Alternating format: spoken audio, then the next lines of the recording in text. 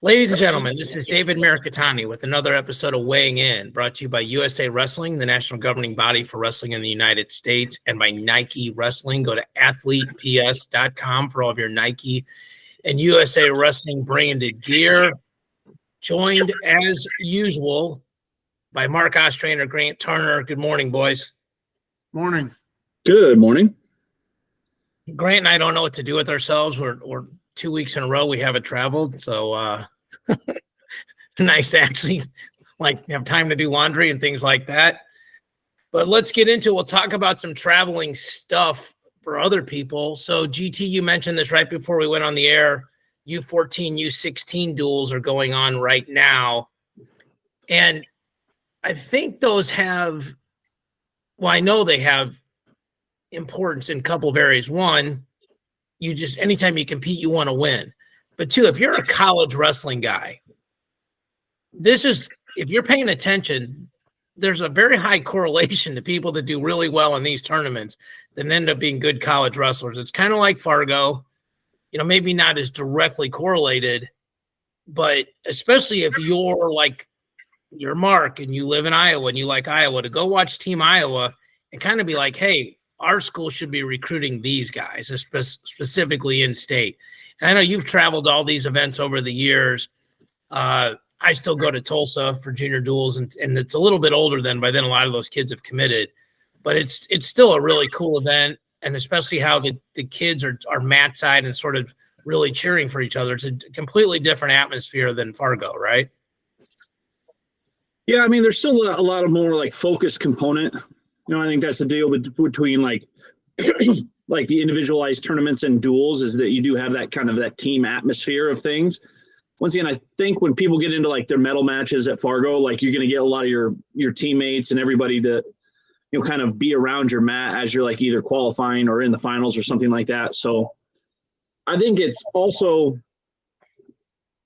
when you get these dual teams, you get kids from all over the state, and you get more of a camaraderie type feel where it's well, we're all representing Iowa USA Wrestling or, Minnesota USA Wrestling. And it's well, hey, I don't know this kid at all. And then all of a sudden he goes out and gets a pin. Now we're homies. Or now we dogs. Yeah, exactly. But I think there's that level of also, I mean, once again, I think you guys all, did all, the camps and stuff like that coming up through, but it was a great way to connect with really good wrestlers and other good guys, basically trying to compete on the same team. So, yeah. And there's warm-ups and trading of skills and stuff too, right? You can also learn from other coaches, right? Some of the best coaches in the state generally do this. I know Mark a couple years ago, because I brought you one of those winners win shirts the fellers gave it to you. Iowa had a really sick run in there a couple years ago at the junior level. And you watch it, I think. I don't want to pigeonhole you because you're super bright. That's one of the reasons why I'm your friend and you're on the show. But I think one of your main lenses is which of these guys will be good in college. I think, that's a fair statement. So when you watch these tournaments, how excited are you about the future of some of these kids, the future of some of the schools? What's the lens you're actively looking at it through? Well, right now I'm just kind of, I was watching some of the U14s. I think, if I'm not mistaken, that's in Utah, Grant, right now. Yep. Yeah. And I was watching some of that, and they were doing the Greco part of it. And Iowa was in the championship round still, so they just beat Washington. They look good. I'm surprised that we got 13 and 14 and 12-year-olds wrestling Greco, which is new to me because back when I was coaching, Greco was not real high on the ladder of, the younger kids wrestling it. They didn't really start till they were in high school. So now you're seeing the kids in middle school, late grade school, starting to do some Greco. So that's a plus for the United States because that's where it has to start. So, yeah, it's just fun watching the young kids out there performing, and the coaches, they got 3 or 4 coaches there. I didn't know any of them, but, obviously they got background in this. So it's just kind of cool. Yeah, I think that, too, when you're thinking about these kids doing Greco earlier and earlier, it's a direct function of these clubs too, right? like I've gone to a couple of the P&L events, and Iowa's heavily represented there. And these kids are, that's where, again, the same thing that GT made the point of, you get different coaches, you get different partners. You're not just from the same school. Like if GT and I both go to the Ostrander Wrestling Club, we're going to become friends. We're going to become training partners, So this stuff's all being streamed. Almost all of it's, I think all of it's on Flow. So I'll be doing the play-by-play next week for the 3 finals that come out of Tulsa. So, and I'm doing a podcast tomorrow with the 2 coaches that finished first and second in the junior girls division last year. So those 2 guys are my boys. I'll kind of do a preview of the girls wrestling, which I think is anytime we can promote wrestling at all, but specifically the young ladies, that's a really good thing. So let's talk a little bit. Right before we went on the air, we were talking about Tony Cassiope. GT, you mentioned, just got announced that he's going to be an assistant coach at Wisconsin. He's essentially taking the Seth Gross role. Gross is doing the RTC thing so he can coach and compete more. And then Dean Heil was announced yesterday to George Mason. So, Mark, I'll start with you. I know you're on a first-name basis with Cassiope, as GT and I know very well. For the last how many years the word Cassiope never came out of your mouth when we were talking about things. So how complex were the negotiations for you and Big Tone and getting them set up at Wisconsin? Big Tony, I don't know. It breaks my heart that he's not going to stick around to Iowa for a few more years and work with the heavyweights, with Keeter and stuff. But good for him. I think he's going to. This is what's cool about the sport of wrestling. You may not want to wrestle against them, but you may want them in your room to help train your guys. So, that's kind of a cool thing about what our sport does, which a lot of other sports probably don't do so much, is that they want the best guys for their kids. So they're going to go out and get guys that they had to compete against. So, great for him. Mark, when you think about, I'm friends with Frank Beasley, who is one of the better recruiters and hustlers in the country at George Mason. And, it's been a slow growth there. They're pushing like crazy to get a guy on the podium, but you get a guy like Dean Heil, proven winner, guy who was super clutch, sort of one of, sort of Kellen Russell-esque. We're just, super comfortable in close matches. How much of an impact do you think a guy like Dean Heil can have on George Mason? Well, I think he can make a huge impact. Just, a lot of it's his name. People know who he is, know what he's done. The recruiting process of it, that's the hard part, David. People don't understand how hard it is to recruit against some of these Power 5 conferences, some of these elite schools. So, but if you have somebody with his credentials coming in, able to recruit, and they're going to start recruiting the kids in high school, early in high school, start talking to them, do what they have to do, be available for them if they have any questions. Visiting the clubs, walking in and just watching the kids. They know who he is, and it could really help that type of a school. And I'm surprised more schools haven't started doing it, bringing in bigger names. Well, I think there's so much money, right? And it used to be that you put it on your coaching staff, then the RTC athletes, and now you're just giving the money directly to the kids. So, but if you're a George Mason and you're not winning the NIL game, this is a good workaround, right? Like Dean's obviously highly skilled, really smart.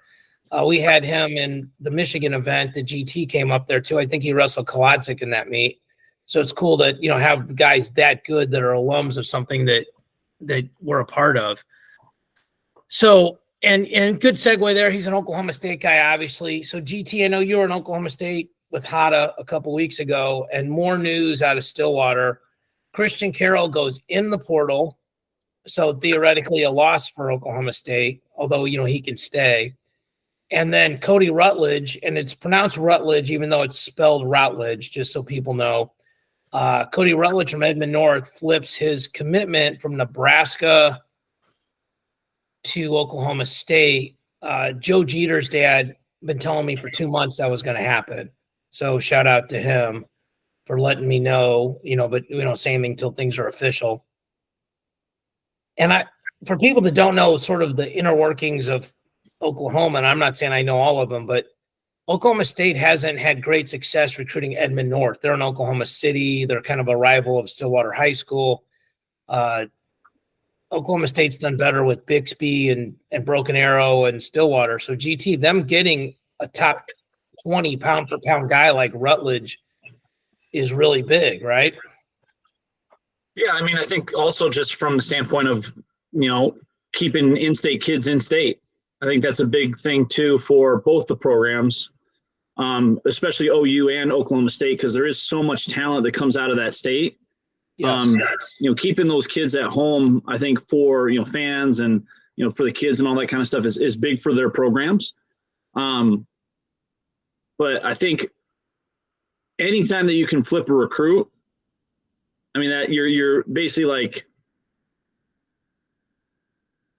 it's like almost like a negative, like, interaction, because it's like, well, the other team got way better and you just took a humongous L. Yes. Because you're banking on that kid to be like maybe even a 4-year guy for you, especially at that level of recruiting. Right. You put in a ton of time and effort into recruiting, and all of a sudden they just flip on you.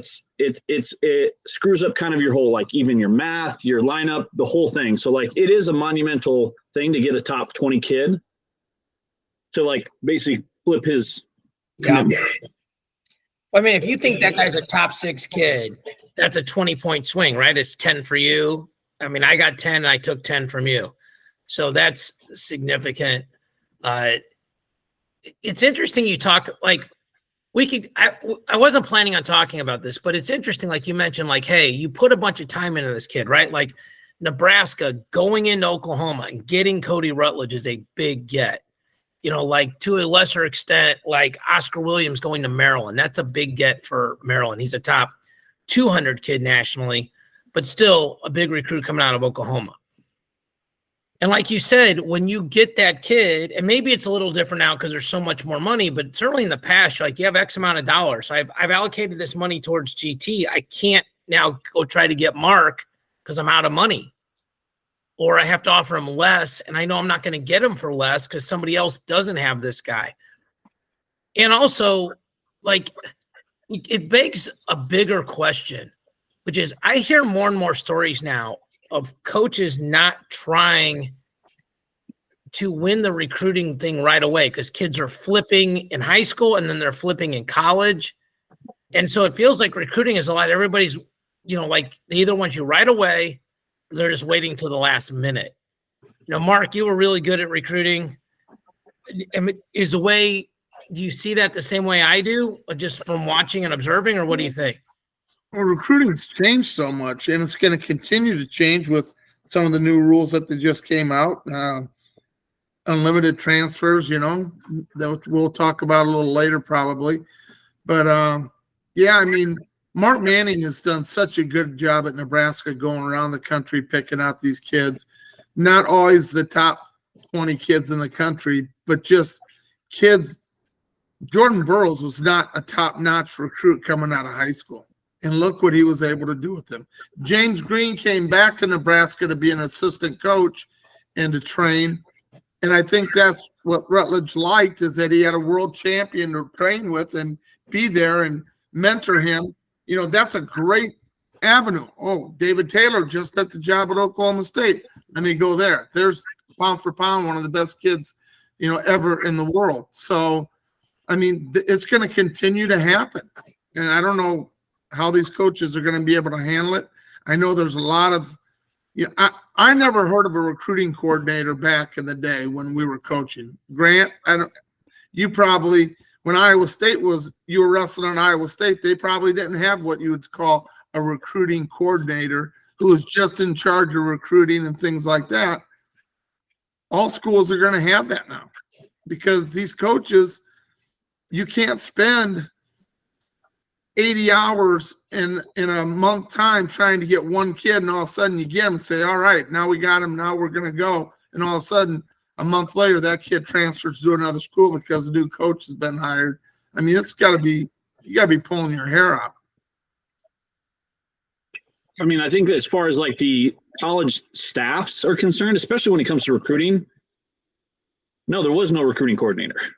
You know, there was barely even RTCs. And once again, I'm dating myself here a little bit, which is stop. You don't get to talk about dating yourself on the no, I definitely do here. But like there was no RTCs. The major clubs of the collegiate space, there was very limited people that were like doing that. So basically you were attached to the university. And like once again, on the internal side of athletic departments, now they have like NIL collectives. They have NIL, HR people. They have, there was basically like, there was no like associate head coach position. There was no like, it was like first assistant, second assistant, manager. And like the manager was like a part-time person that like would help. Unless you were at some of the other major programs across the entire country. But now like you're having, associate head coaches, first and second and third assistants, you're having RTC coaches, you're having all these other things that are helping you, in which case then comes in like every single one of those guys. And I'm not going to speak for every staff, but every single one of them is a recruiter. Every single one of those is a recruiting coordinator. Now, when you may have to have somebody like that helps you organize those like visits and who we're going to go after and all that kind of stuff. But like every single one of those coaches is that guy for you. So Mark Manning's out here. He's recruiting. James Green's recruiting. Ryan Snyder's recruiting. Tervel's recruiting. Yeah. So I think the recruiting game has changed tremendously. And I think also with what Mark, you were saying with the transfer rule and what college, the landscape was, like getting a kid out of high school was a huge deal, call it 10 years ago, because they weren't going to transfer. Now you're seeing a lot of kids make a decision to like basically go to different institutions while in their collegiate career. I remember, I'm going to do a sidetrack thing here for you. But like one of the ones that I thought was just absolutely bonkers while I was in school was Steve Mocco from Iowa to Oklahoma State. That was a seismic move back then. Yes. Like as far as like just crazy, like, oh my gosh, this guy is now competing for here. It was just something that like you just didn't think of. And now all of a sudden you're like, well, of course he's going to go to Penn State. Of course he's going to go to Iowa State. Of course he's going to go to Oklahoma State. Of course he's going to Ohio State. Yeah. Because that was the need that they needed. It's like, okay, I understand like Michigan. Michigan would probably be another one. Like, oh yeah, Shane Griffith. Like that makes sense. He wants grad, all that other stuff. But now you're getting that on like almost like a weekly basis. Yes. Yeah, Gomez is another one that fit with their RTC and the international part of their RTC and everything else. Mark, you hit like 2 or 3 subjects and kind of like transition from one to the other. I worked alongside my dad, who did everything by himself for years and years before I tried to help. I think what people have learned in the wrestling world is what people in the business world have learned a long time ago, that delegation and division of activities and responsibilities is much more efficient than everybody trying to do everything.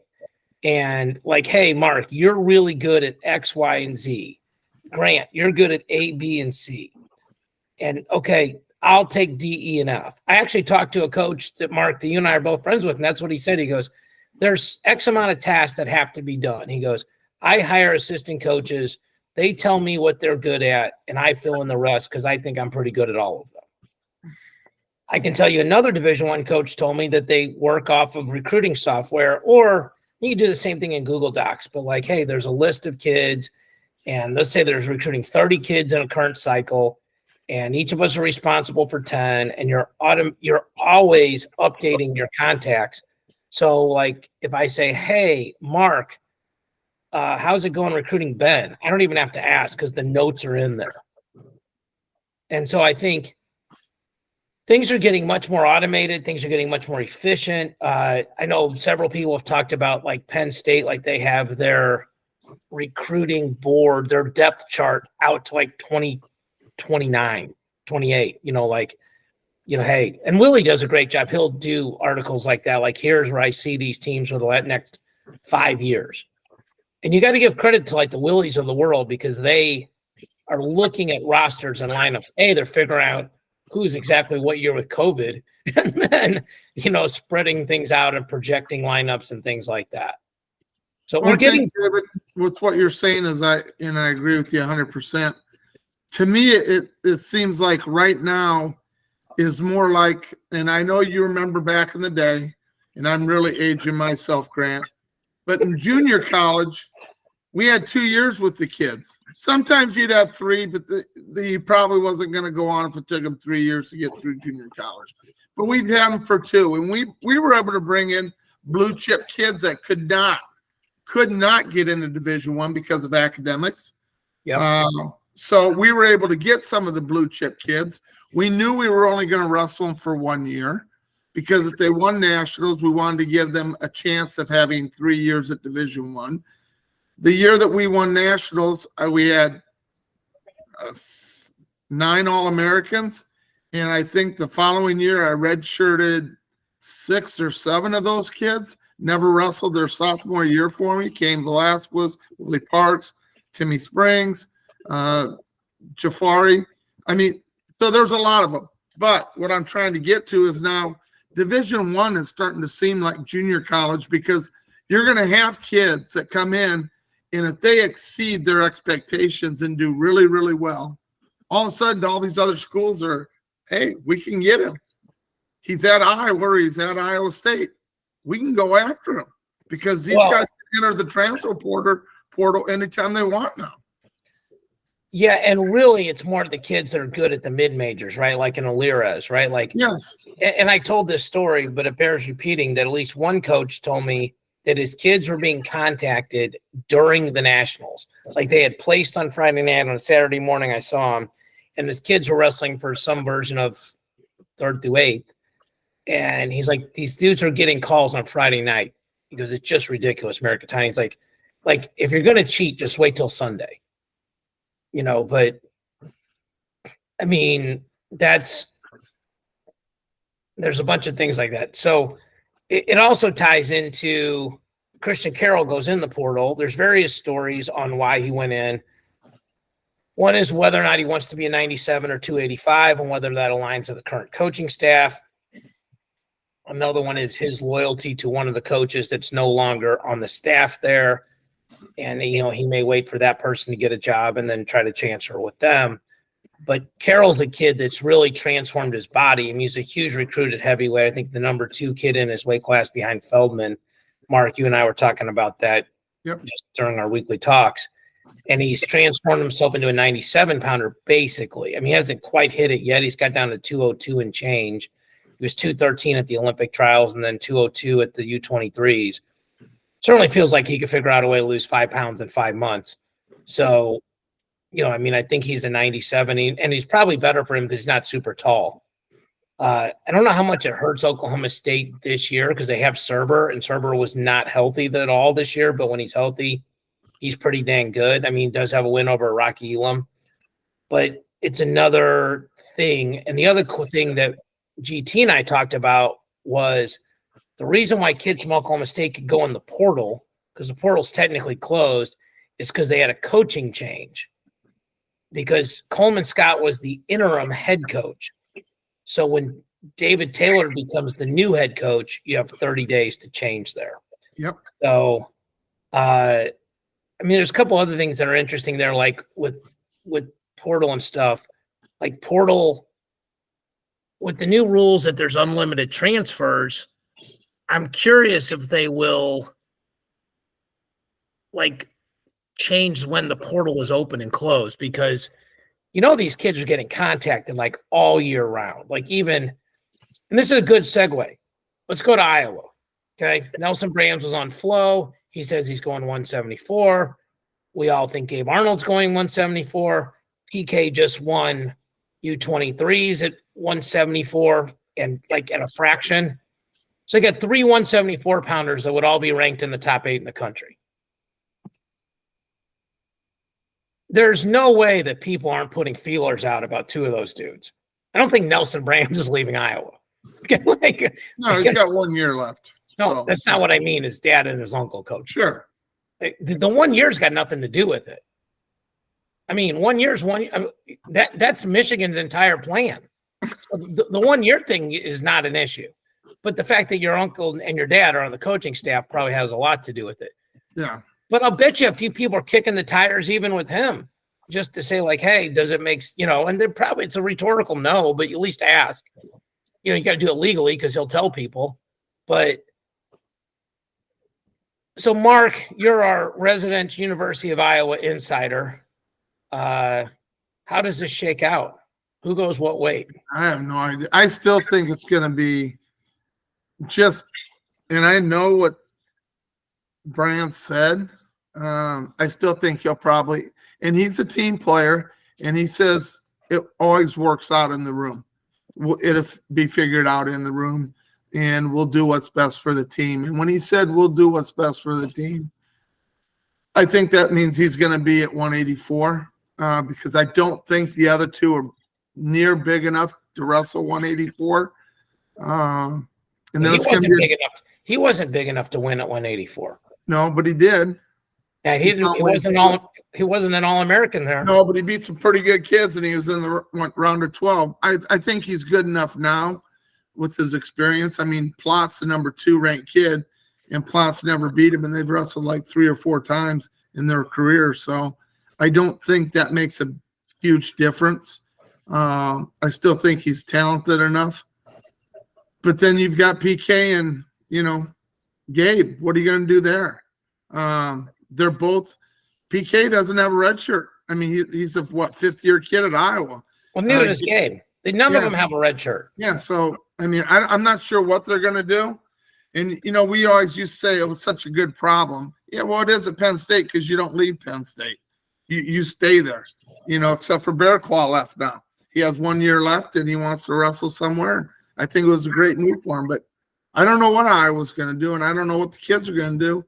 But some of these schools, kids are really loyal to that school. They. So GT, same thing, because like Aiden Riggins is at that weight class too. I'm looking up this text Willie sent me, but he was like, he goes, they have 5 174-pounders. I'm trying to pull this up, what he sent me, but there's some brand names in there. So Mark, I don't know that Brands goes. They go PK, Gabe, Riggins, Brands, and Ferrari. They're all 74s. And one of them can obviously redshirt. So, GT, what happens here and how many of them are transferring to the Cyclones? Well, yeah, I know one that's not transferring to the Cyclones. I very rarely curveball GT. So it's been 2 weeks in a row. There was the Gary Abbott appearance. Yeah, that one started off the pod last week where all of a sudden Gary Abbott's sitting there and I'm feeling like I'm like in middle school and the principal is like, hey, what were you doing in gym class? I'm like, oh, okay. So I think when we talk about, I would say like even collegiate lineups where it's like where they have a majority of like a lot of talent all bunched up. I think a lot of institutions would be like, hey, we got to sort this out. And like, once again, I think it also comes down to performances, right? So,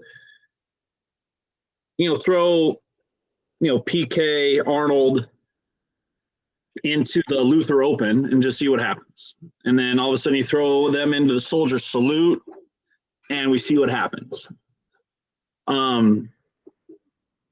I mean, once again, my own personal opinion, once again, I know that Nelson's like, hey, I'm a 74-pounder. I think Nelson will probably be at 84 just because I think he's the biggest of all of them. And I think that also he did wrestle up at, international weight class at last chance, a little bit bigger weight class. So I think it's just a natural progression for him. Now, once again, I don't want to speak for him. And if he decides he wants to go to 74, I think he'd be a monster there. Yeah. I think also, Gabe Arnold wrestled 84 and I think a few duels. Beat Feldkamp. So, I mean, I could see them. I could see Gabe having a Patrick Kennedy year where he's up a weight class, and he could have to wrestle 84 next year. I just think that there's so much that can happen in a collegiate season with injury, transfer, and just everything else that could happen. Like, once again, college wrestling, there's tons of injuries that happen. And all of a sudden, you need depth. Like, if you lose Michael Caliendo for the year due to something, who's going to go at 65? The same thing, like if Glazier went down last year, they just don't, you just have it. You don't know who's going to be there. Right. So I think depth is key. I think keeping your talent is key. And then finding a home for everybody that makes it the best tournament or dual team that you have is a major part of like where those guys are going to land in the lineup. And it could be like a rotation and do it by committee for a lot of the season.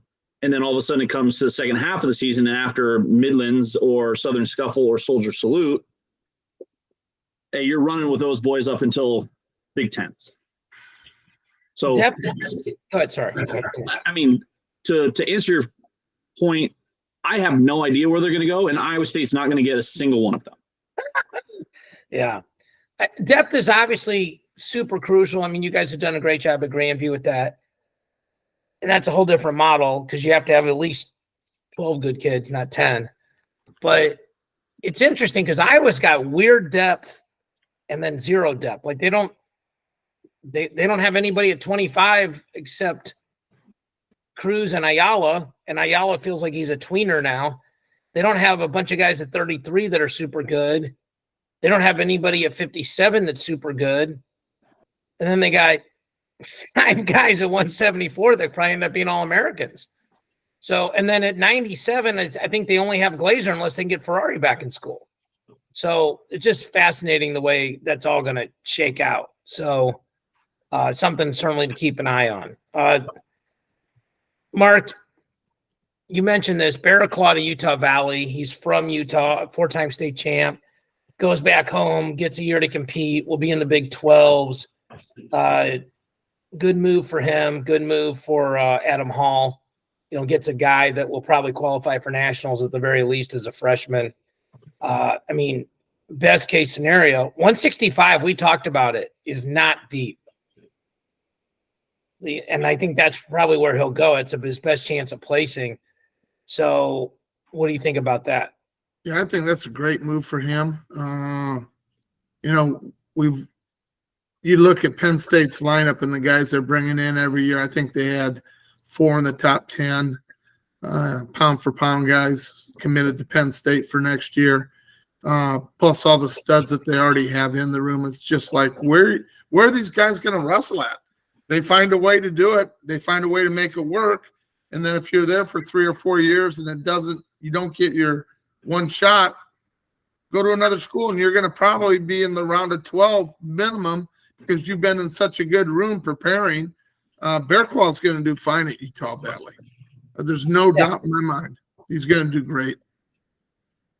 Yeah. Well, the other thing, like you talk about Penn State and some of these other programs, a lot of these kids have like Olympic redshirt years. Like even if they're not a real Olympic threat to make the team, so you have red shirts, Olympic red shirts, and in some case medical red shirts. That's what Nelson got, his medical red shirt and got that year back. So it's no longer really 5 for 4.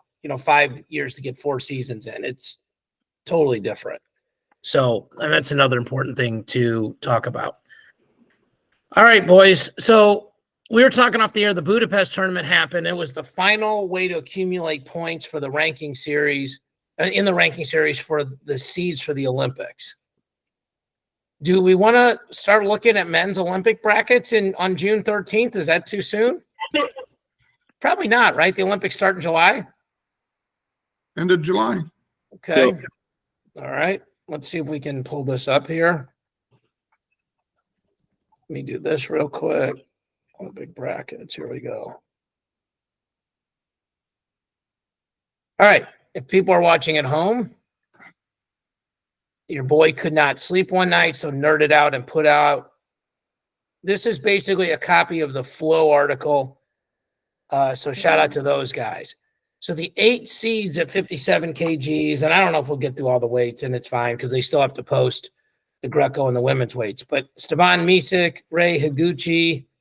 So GT, we're going to see how good I do on pronunciations today. Arsen Harudian. Is that close? Pretty dang close. Okay. Abakarov, Shurawat, Ugiev, Zhao, and Ajalayev from Japan, Armenia, Albania, India, Russia / independent, China, and Uzbekistan. So the guys that are drawn in, and again, this is on Flow, so you can look it up, but the names that people will recognize are Spencer Lee, Darian Cruz, Roman Bravo Young. So a couple things to point out here. Number one, this is not UWW saying these are the best guys in the world. These are people that competed in tournaments and got the most points. And it's as fair a way as you're probably ever going to make it. Huge shout out to UWW for getting rid of unbalanced brackets, although in the Olympics it's 16, so it's balanced, but getting rid of blind draw, getting rid of allegedly the cold envelopes and all those sort of things. But Spencer Lee cannot wrestle Roman Bravo Young or Cruz first round. Could only wrestle them if they were both to upset seeds. And I'm not saying Spencer Lee isn't one of the 8 best guys. I mean, he beat the Chinese wrestler in a really close match to make the last chance qualifier. So, GT, you're our resident international guy. Which side of the bracket? So here's what Flo wrote, and then I'll get out of the way. Spencer Lee will be randomly drawn in. Almost all the top wrestlers are seated in the top 8. Bottom side slightly tougher. It includes Higuchi, Harudian, or however you say the name, Ugiev, and Zhao. While the bottom side is tough, top side's not a cakewalk. It's got Micic and Abakarov. Regardless of where Spencer Lee draws in, he'll likely have to defeat 2 past world champs to make the finals. So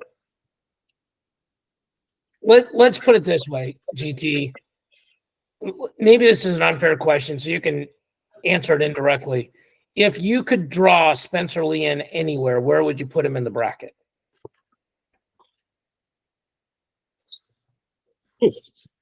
I mean, I truly believe that he would, if he could get on the top side of the bracket, I think that would be a better case scenario for Spencer. And this is just all kind of an opinion of things. Because I believe, he had already beat Zhao from China at the Olympic qualifier in Turkey. I think Ray Higuchi has proven to be a pretty worthy adversary when it comes to his international prowess. Micic is the reigning world champion back for Olympic qualification. Higuchi was a silver medalist. Abakarov, former world champion that beat Thomas Gilman from Albania. Aman is the lone freestyle representative of men's freestyle from India, and I believe he qualified at the last chance qualifier in Turkey as well. So Abdullayev, he placed, I think it was top 10 at the Olympic Games in 2020. And he also wrestled, he was a national champion for Menlo. Shout out Menlo. But Abdullayev has been the representative. He also qualified through once I'm pulling up my little cheat sheet over here, he qualified through the Asian Championships in order to get into the bracket. So I think that it's more advantageous for Spencer to be on the top side of the bracket than the bottom side of the bracket. Arsen from Armenia, he ended up getting a bronze medal at the World Championships. Ugiev, we all know him. He's been very good for a very long time. Ray has been a really talented wrestler for a really long time. And then, of course, Spencer's already wrestled Zhao. So, but once again, that Zhao guy he did score on Spencer a lot more than any of the other guys. So that's why I'm saying I would prefer to have Spencer on the top end of the bracket. Also, I think that, once again, I think if Spencer were to wrestle Steven Miocic, I think Spencer would do pretty well against him. So a couple things to point out. I want to make sure I'm understanding you correctly. So Sherwatt and Zhao, who are the number 5 and 7 seeds, had to go through the last chance qualifier, correct? So that's important for people to understand. Like, people think, okay, the top 13 guys are already in. That's not the case. Like, because certain areas of the world are stacked more than others. So Spencer had to beat the number 7 seeded guy in the world just to get into this. I mean, I guess he could have came back through and took third like Zhao did. So maybe didn't have to beat him, but beat him to get where he is. It sounds to me like you're saying if Spencer could technically, I guess what we would call the 9 seed, where he's on the line with Abdullayev and then would have Miocic, that's a pretty good spot for him. Is that probably the best line he could be on? Yeah, I mean, I think that he could, if he were to be in the top half of the bracket really anywhere, because once again, these are only 16-man brackets. So These are, extremely, this is not the World Championships where we have 2 rounds of qualification and then we get to the quarters or whatever it is. But once again, I think Spencer Lee is on the, there's a lot of reasons why these guys have points and Spencer Lee does not. I want to make sure that that's also part of this conversation is that, like, going to the World Championships, going to the ranking series events, being able to point and get separation is advantageous for these wrestlers in order to continue to participate. So going overseas and wrestling in those events does give you the ability to, like, separate out the people that were at World Championships, but then you also have the Spencer Lees of the world who, did not compete to make the world team in 2023 and became our Olympian in 2024 through the Olympic trials process, and then went on to the last chance qualifier in order to basically make the Olympic team or be an Olympian himself. So I'm going to ask an unfair question. If you don't know, I apologize, because I hate it when Mark does this to me. And then I want Mark's opinion on this. If Gilman had made the team, did he have enough points, do you know, to be seated in the top 8? Yes. I can pull that up while we're chatting, but yeah, go ahead and talk to Mark about something while I'm pulling that up. Mark, thoughts? David, I guess how I would look at it, the ideal draw for Spencer Lee would be in the top quarter or the bottom quarter. And the only reason I'm saying that is I think it would be, if he did lose, he'd be able to be pulled back in and get a medal at the Olympics. I think that's probably where I would want to put him in. I would love to see him on the top with Stefan. Wait. So you think Higuchi is going to come out of the bottom? Yeah, I think he's probably the best on the bottom. Just Ugiev, my opinion. I think he's that good. So is Ugiev. And I'm not arguing with you, but I'm just saying I've watched him wrestle, and right now I have more faith in him than the Russian. So, and Stefan, the reason I would like him up there is I think Spencer's absolutely as good, if not better, than Stefan. And if he's the top guy, I think it gives him an easier path to get into the championship. But I would like to see him where he can get pulled in if he does not win. And that's kind of why I thought the bottom quarter or the top quarter. If you guys think 4 through 6 or 3 through 6 is better, then, I wouldn't argue with you. Yeah, I'm not. Again, these are opinions, right? Like, there's no hard fact. The only hard facts are who got seeded what. And we have to give credit to Miocic. I never know if his name is pronounced Miocic or Miocic or Stevan or Steven or Stefan, but you have to give credit to this guy. He won the Worlds when nobody thought he was going to. He was the number 1 seed at the Olympics and didn't do well. But he's really good at getting to the right tournaments and scoring these points. Yep. And so, like, he's, if you're him, you're like, hey, at least I'm away from Higuchi and Ugiev. GT, did I give you enough time to look up the Gilman thing? Yeah, so I apologize. on that part. I mean, Thomas didn't accrue hardly any points because he didn't go to the Worlds or any of the ranking series in this past calendar year. So I actually asked the wrong question. It should have been would have Zane Richards had enough points because he was our World Team member. Yeah, so Zane, I just pulled up kind of the international rankings. Like Zane was like ranked, I think, 35th in the world. Now, once again, that also puts into everybody from every country that basically goes out and get points at ranking series events. So there could be like 3 dudes from Kazakhstan that all have points. But yeah. I don't think Zane, with what he had done in that 1 year from being at the World Championships to all the other ranking series events, I don't think that he would have been able to be seeded. So we weren't going to be seated at this weight no matter what. Unless Zane were to go get extra points by qualifying at the last chance qualifier, then once again, I don't know the point structure and how far he was behind those guys. But if he would, maybe an 8 seed. Yeah.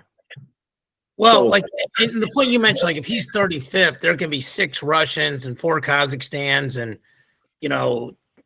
4 Japanese wrestlers and you move up, but again, to go from 35th to 8th is a pretty substantial, probably unrealistic get.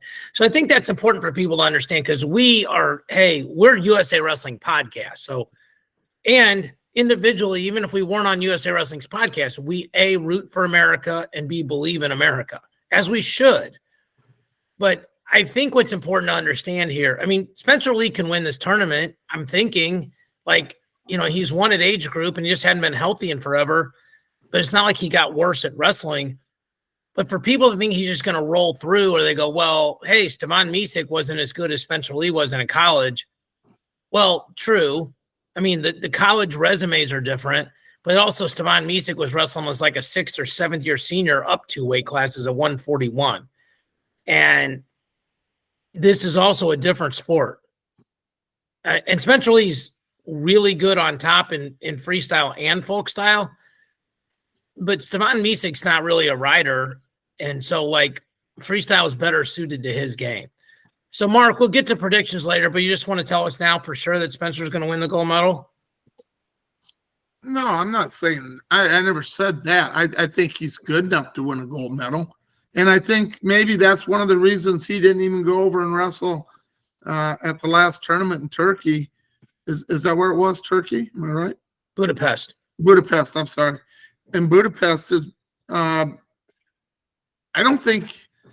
think if you haven't wrestled Spencer before and he gets his hands on you, it's kind of a surprise. Now, he's really strong. He's really good on top.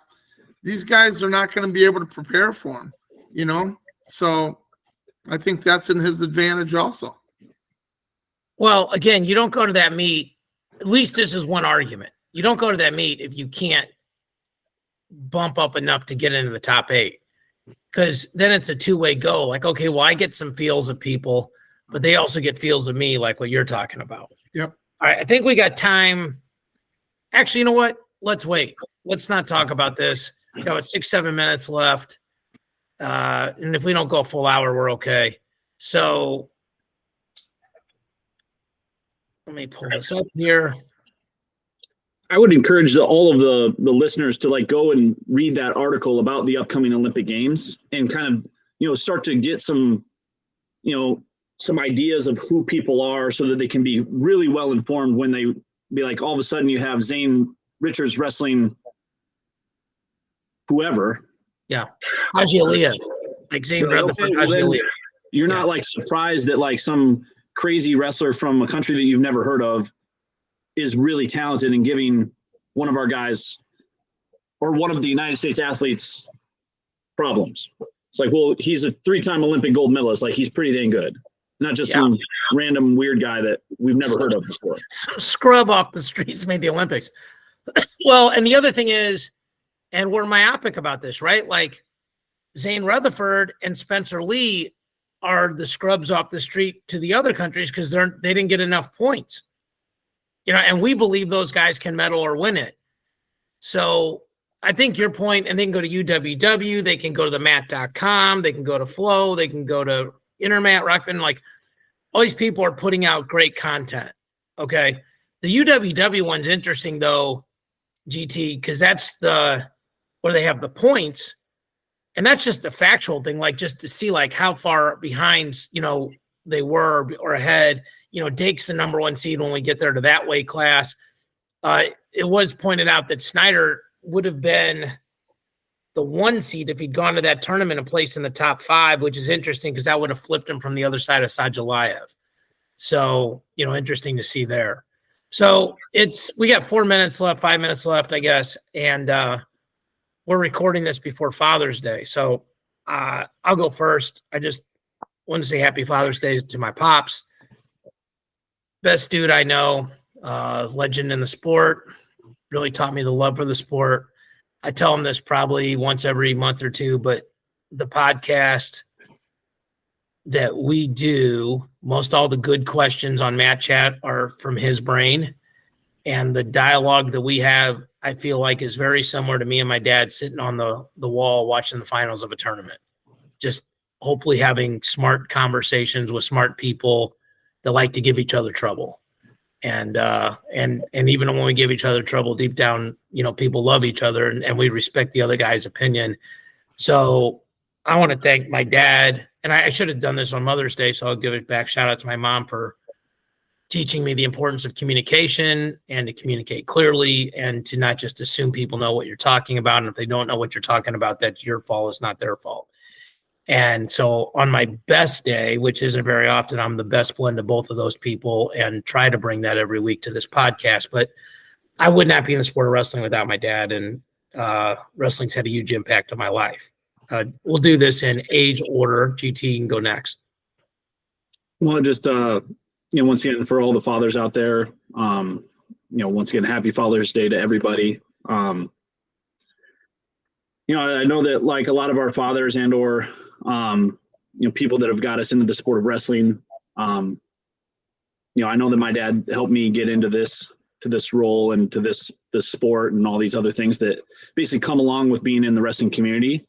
And outside of that, just being a great dad. And I know this is a wrestling podcast, so it's a little bit more wrestling focused, but like my dad helped me do like all sorts of different things, like non-wrestling related things. Yeah. So I know that there's a lot of kudos and just thank yous that can never go enough. Thank yous for my dad helping me all those times. So once again, just happy Father's Day to all the fathers out there, or bonus fathers or stepdads, everybody that plays a role in your mentorship. So big day.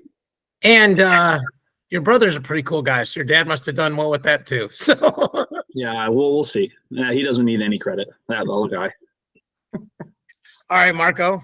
Oh yeah, happy Father's Day to everybody out there that's had to raise a family. It's not easy. It's not easy being a dad. I was lucky. I have 3 great boys.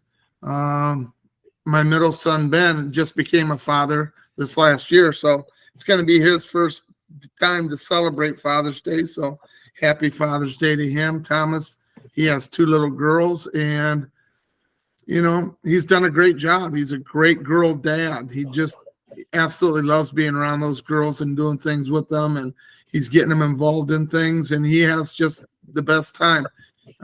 My dad's in a home in Fort Dodge because he needs people to help take care of him, but he'll be 89 in October. So he's doing great, and he means the world to me. I wouldn't be here if it wasn't for him. So, but like you said, I know your dad, David, and I'm happy that I got to know him. And yeah, I learned a lot from him also, because he's the head coach and I was an assistant coach. And I yelled at him during a duel once because the officiating was so bad. Your mom yelled at me and said, "You do not act like that, Mark. I know you better than that." And, it's just a wrestling family. Everybody's dad when it comes to, wrestling, obviously. And we have so much respect for these people, what they've done.